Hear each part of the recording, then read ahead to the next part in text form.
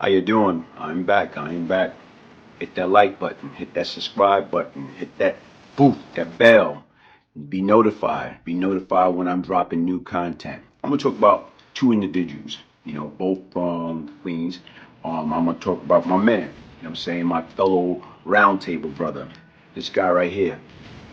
You see him? That's with the black suit on. That is Gerald Prince Miller.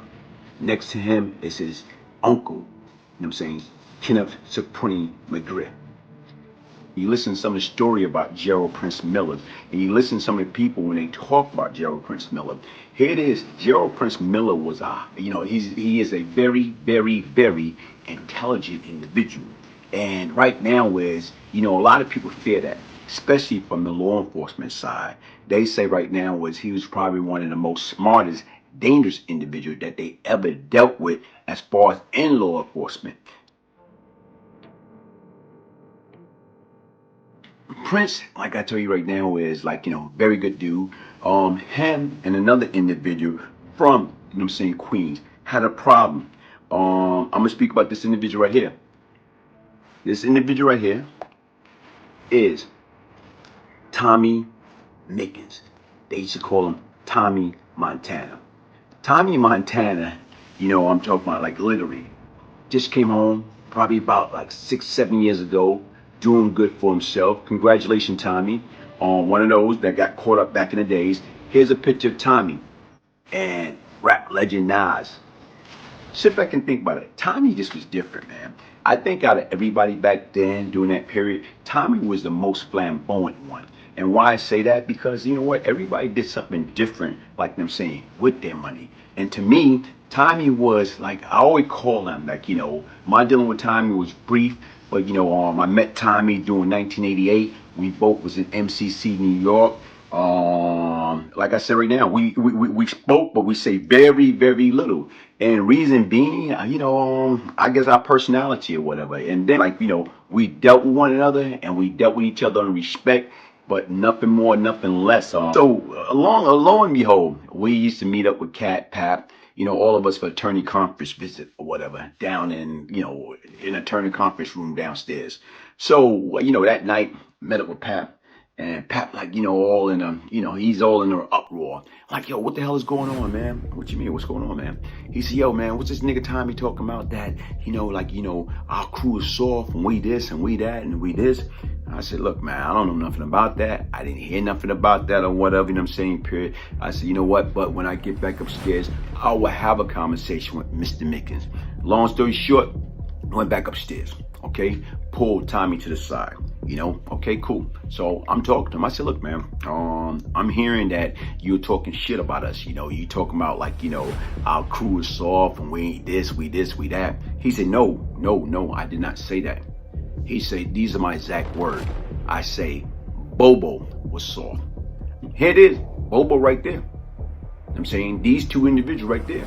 So as far as I was concerned, I was good on that. I was good on what he had to say at that present time, and I left it alone. And him and Bobo started talking, and that was that.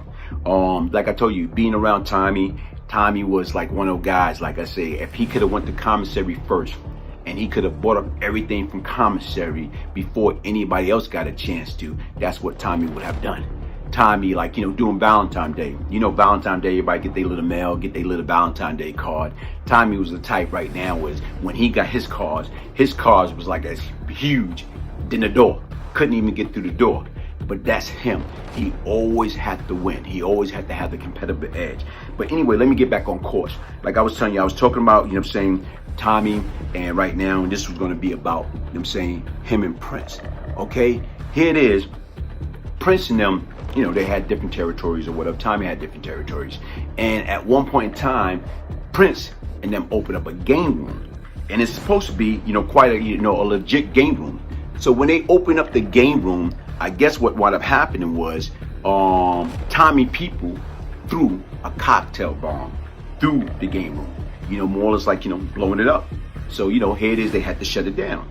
So automatically, Prince took offense to that. He didn't like that. What the hell is this, man? How in the hell your people gonna blow up my spot, especially if it's a legit spot? Because initially everybody thinking if you open up a game room and you open up on my territory, it's not a legit spot. Chances are y'all gonna be hustling out of that, and that's a no-no. Tommy, I'm saying, they was at this restaurant in Queens, you know, called Carmichael, you know, a little hole in the wall. So they was over there eating, and I guess Prince got word of it. So it was Prince, you know what I'm saying, Puerto Rican Righteous, and like several other guys. So they approached, like I say, Tommy. They approached Tommy and Tony while they was eating. And as they approached Tommy, as they was eating, Prince came in there in an uproar. Prince came in there, guess what? You know, like really, like, you know, he gonna get him. He was gonna murder them right then and there. So they say, here it is right now, is when they came into the restaurant, you know, Tommy and Tony, they was eating. I'm saying they was eating whatever they was eating, whether it's lunchtime, whether it's dinner time, whatever. So they was eating. So here it is. It's Prince, Righteous, and it's probably 8 all of them. Eight total.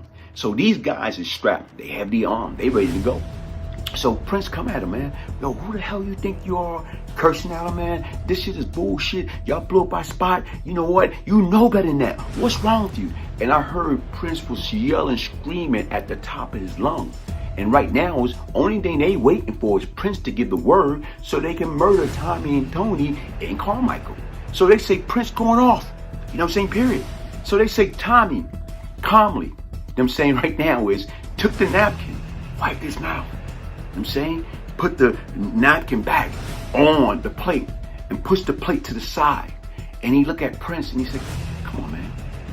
He said, man, why you have to bring that to me like that? Like, why you had to come in such a disrespectful and gangster tone, man? I thought we was better than that, man. He said, right now, I never came to you like that. So here it is.